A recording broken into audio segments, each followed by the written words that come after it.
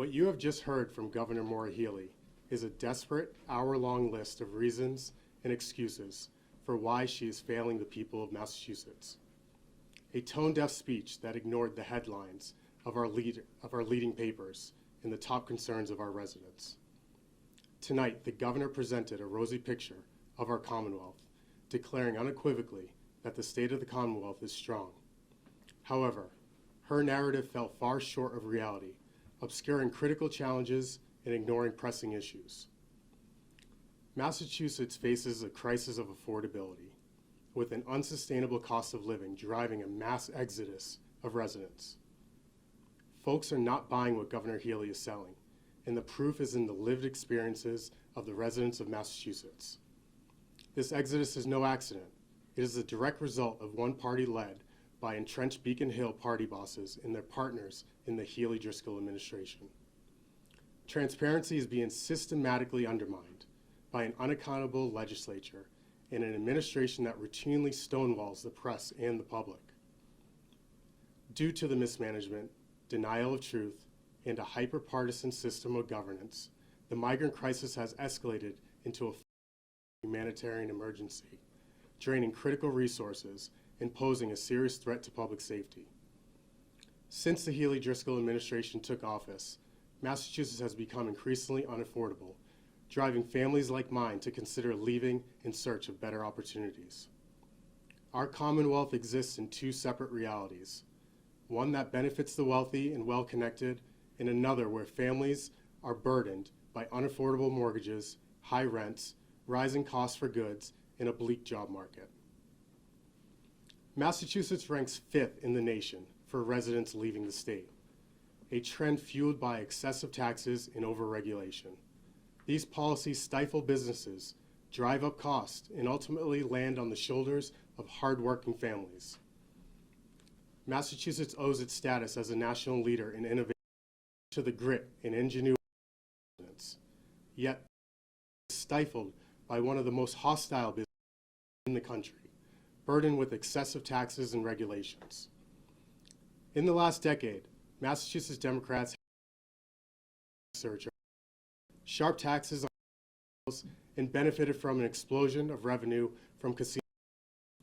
Yet the MBTA continues to crumble, and our schools see their resources siphoned off. The influx of new regulations, coupled with tangible results, is undeniable proof that the government has a spending problem. If we risk losing our edge and watching. As the new governor of New Hampshire likes to say, Massachusetts used to be a success story. Now we're just a cautionary tale. It's time we chart forward by lowering and reducing regulations. We can empower businesses to thrive, create high-paying jobs, and lower the cost of living. Poor budget management is just one result of Beacon Hill that has operated in the shadows for decades. Last year, 72% of Massachusetts voters passed question 1, mandating that the state auditor open the government books and hold lawmakers accountable. Instead, legislative leaders have brazenly ignored the will of the people, and power is bottlenecked in the hands of roughly a dozen powerful Beacon Hill Democrats who act like they are above the system of democracy. If government shortfalls are Exhibit A, then the humanitarian disaster created by the Healey-Driscoll administration's mishandling of this migrant shelter system is Exhibit B. In the last 3 years, over $2.5 billion has been poured into this unsustainable system, and that's just the amount they're telling us. These funds could have provided every town and city in Massachusetts with $7 million in local aid. Instead, residents in struggling municipalities are forced to watch their tax dollars squandered on a problem the Democratic supermajority refuses to solve. Taxpayer money should be invested in strengthening our communities, not squandered to sustain a crisis just so Democrats can prioritize politics over pragmatism. Massachusetts Republicans think that it's time to prioritize our schools, local services, and the needs of our residents over reckless spending on free migrant housing. A Mass GOP public records request has exposed horrifying incidents within state-funded shelters, including sexual assaults, drug trafficking, and violent crimes. Even worse, the administration knowingly suppressed these revelations, betraying the trust of Massachusetts residents. Governor Healey claims she ordered criminal background checks on shelter residents over a year ago. However, recent investigative reporting has revealed that these checks were not being conducted, and the governor has yet to explain why. I truly hope that the governor uncovers the truth behind this colossal oversight and isn't being misled by members of her own administration. It's becoming evident that the left hand of this administration doesn't know what the far left hand is doing. As Governor Healey fails to comply with her own mandate for migrant criminal background checks, she has no problem threatening the people of this Commonwealth with a mandate of her own. Reshape your communities the way she sees fit, or face lawsuits. Her administration's hypocrisy is evident. While refusing federal mandates to deport violent criminals, they are quick to impose state mandates on our cities and towns.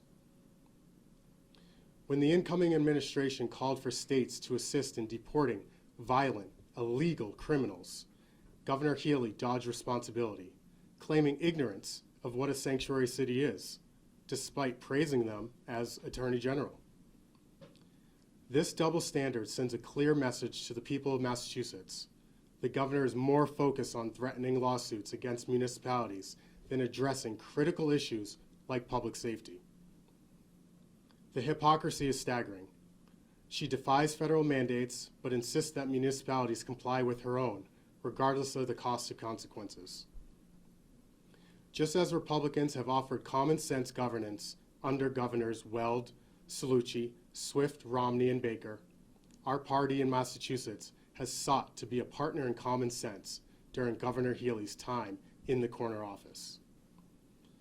Massachusetts Republicans have consistently offered straightforward reforms to the right to shelter program, like residency requirements and prioritizing veterans only to face relentless obstruction from the Democratic supermajority.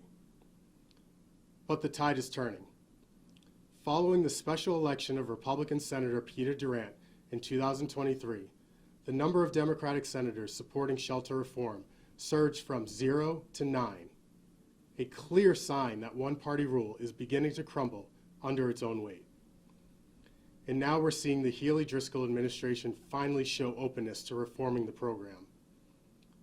While this shift offers hope for the future, the reforms offered by the governor are filled with loopholes and half measures, which is why it's crucial to elect more common sense Republicans up and down the ballot box. Only then can we advance pragmatic governance and finally dismantle the grip of one-party control. Growing up, I deeply admired my grandfather, Robert G. Lawson, who instilled in me both an entrepreneurial spirit and a profound sense of community. A who ran a barbershop, amongst others, right here in Boston, extended far beyond his. Though he was not a politician, neighbors often turned to him with their concerns, seeking his guidance and support. He taught us to respect and principles that guide me today. His legacy serves as a powerful that true leadership isn't defined by sound bites and political showmanship. It's about fostering a strong sense of belonging. This is the must reignite in our Commonwealth.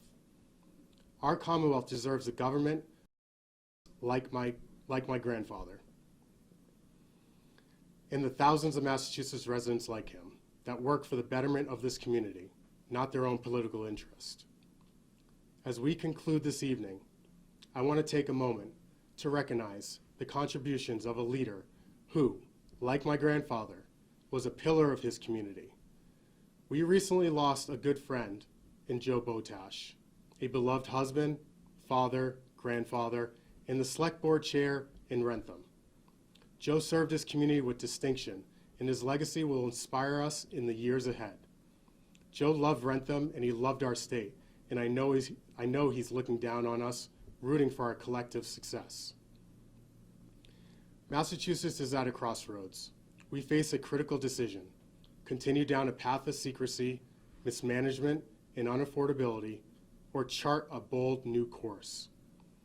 To restore affordability, we must reduce taxes, implement smarter housing policies, and return growth decisions to municipal control. To ensure transparency, we must enforce the audits Massachusetts residents voted for, open the legislative processes, and end the abuse of transparency exemptions in the legislature. To uphold accountability in our shelter system, we must enforce residency requirements, implement comprehensive background checks, and restore fiscal responsibility. Together, with more balance in state government, we can build a Massachusetts where families afford to stay, businesses can thrive, and opportunities are within reach for all. Thank you, and may God bless you, and God bless our Commonwealth.